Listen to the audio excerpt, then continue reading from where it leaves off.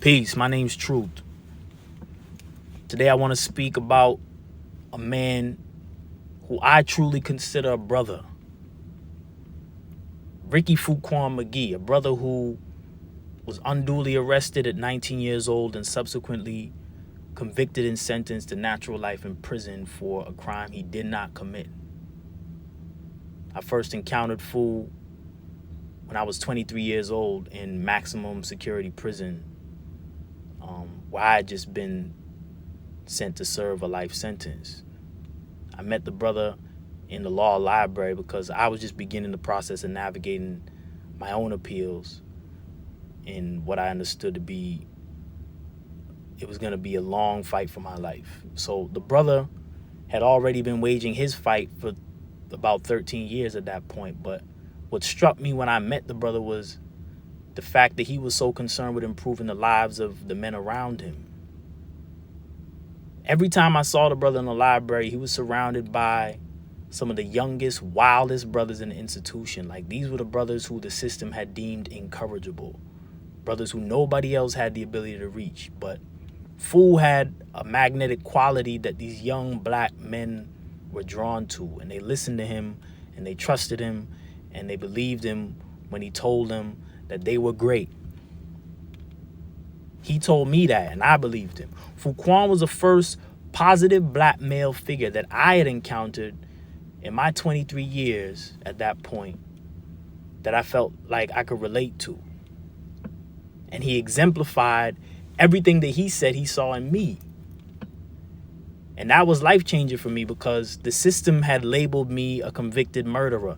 They had reduced me to an inmate, a lifer. They told me I was a felon. They told me I'd be a felon forever. Society told me I was a nigger. And I believed them.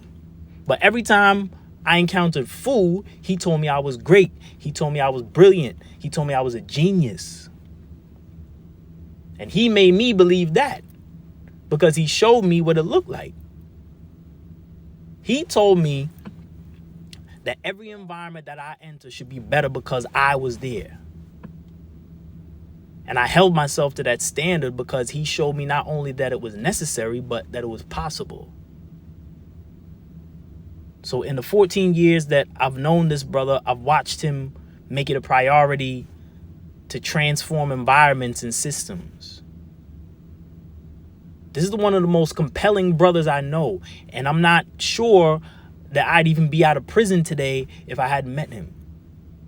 I'm not sure I would have graduated Boston University while I was incarcerated or advocating for transformative justice, or if I even would have understand the power of my voice if I hadn't met this brother.